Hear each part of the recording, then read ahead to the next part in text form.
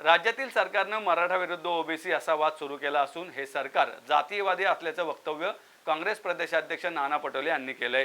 काळाराम मंदिरात दलितांच्या विरोधात पत्रके आढळून आली आहेत। हे सरकार चातुर्वर्णीय व्यवस्था आणण्याचा प्रयत्न करत असल्याचंही पटोले यांनी म्हटलं आहे।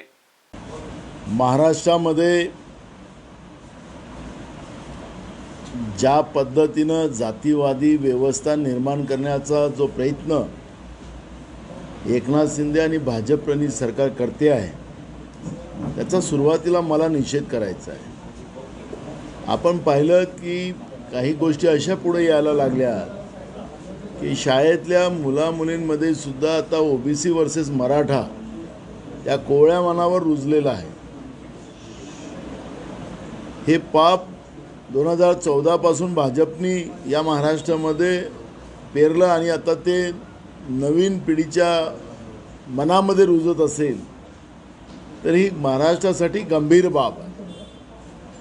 त्याचप्रमाणे काल रात्री काळाराम मंदिरमध्ये नाशिकमध्ये ज्या पद्धतीनं दलितांच्या विरोधातले पत्रकार लिहिले गेलेत आणि एक प्रकारचं महाराष्ट्रामध्ये जी मानसिकता चातुर्वर्णी वर्गाला आणायची होती ती आणायचा काय प्रयत्न करतात आहे का? हा शाहू फुले आंबेडकरांचा महाराष्ट्र आहे। या महाराष्ट्रामध्ये ज्या पद्धतीनं ही काही व्यूहरचना जी सुरू झालेली आहे, भाजपची व्यूहरचना जी सुरू झालेली आहे, हे कदापि चालणार नाही।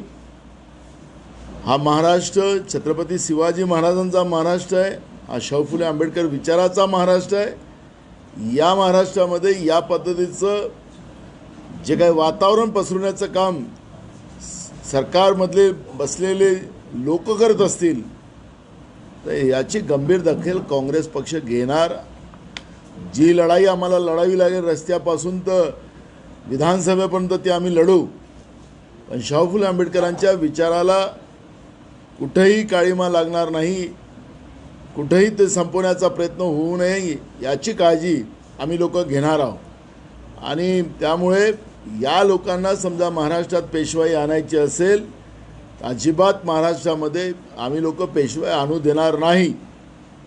काळाराम मंदिरातली घटनासुद्धा तेवढीच निषेधार्थ आहे आणि अशा पद्धतीच्या घटना या सरकारच्या आशीर्वादानं होत असतील तर सरकारने तातडीनं हे थांबवलं पाहिजे, ही भूमिका आमची आहे।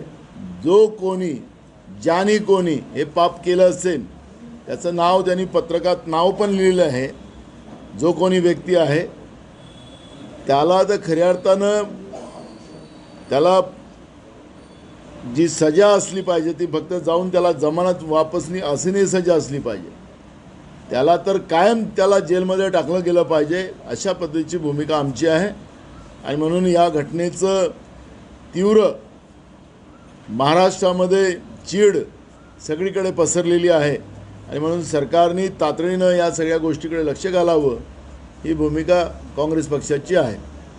महाराष्ट्रामध्ये 350च्या वर ओबीसीच्या जाती आहेत।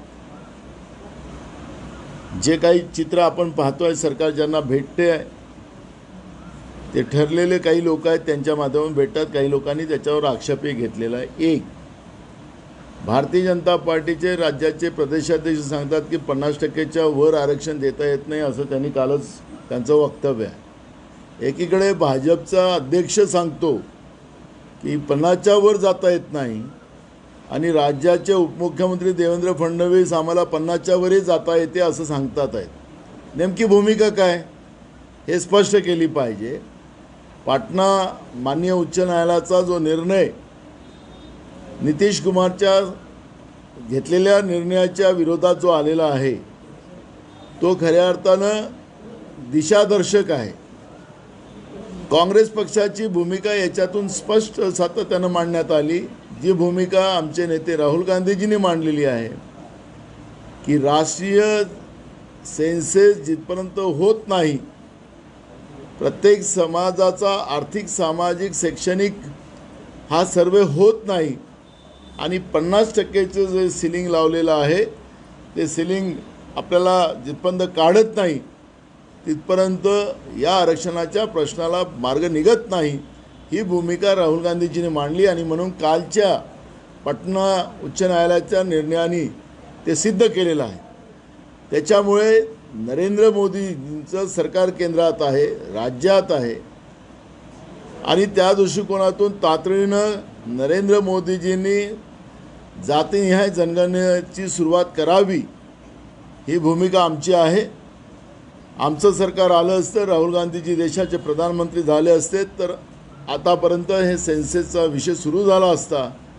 आणि हा जो मराठा ओबीसी वाद, धनगर आरक्षणाचे प्रश्न असतील, गोवारी समाजाच्या आरक्षणाचे प्रश्न असतील, आदिवासींचे प्रश्न असतील, या सगळ्या प्रश्नाला आपल्याला न्याय देता आला असता. पण बोलायचंच भात बोलायचीच कढी आणि सत्तेसाठी काही पण, ही जी भाजपची जी काही भूमिका आहे हे चेहरे आता स्पष्ट झालेले आहेत. आणि म्हणून भाजपच्या प्रदेशच्या अध्यक्षांनी केलेली कालची भूमिका आणि देवेंद्र फडणवीसांच्या भूमिकेमध्ये फार तफावत दिसते आहे.